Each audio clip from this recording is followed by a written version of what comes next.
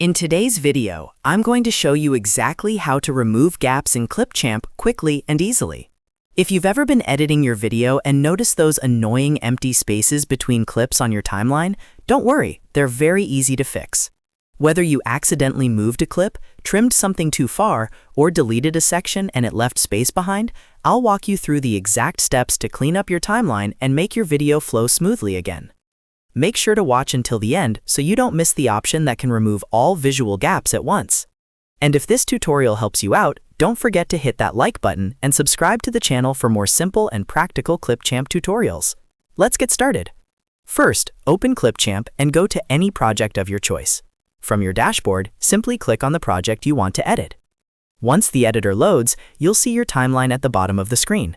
This is where all your video clips, audio clips, text, and other elements are arranged in sequence.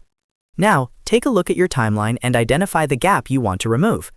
A gap usually appears as an empty space between two clips. You might notice a blank section where there's no media placed. When you play back your video, this gap may show as a black screen or silence, depending on your project setup. To remove it, move your mouse cursor directly over the empty space in the timeline. Then right-click on the gap. This will open a small context menu with a couple of options. Here's where you have two simple choices. The first option is Delete this gap. If you click this, Clipchamp will automatically pull the next clip backward to close that single space. This is perfect if you just want to fix one specific gap without affecting anything else in your project.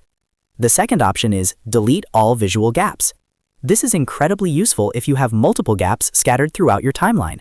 Instead of manually removing them one by one, you can click this option and Clipchamp will automatically close all visual gaps in your project at once.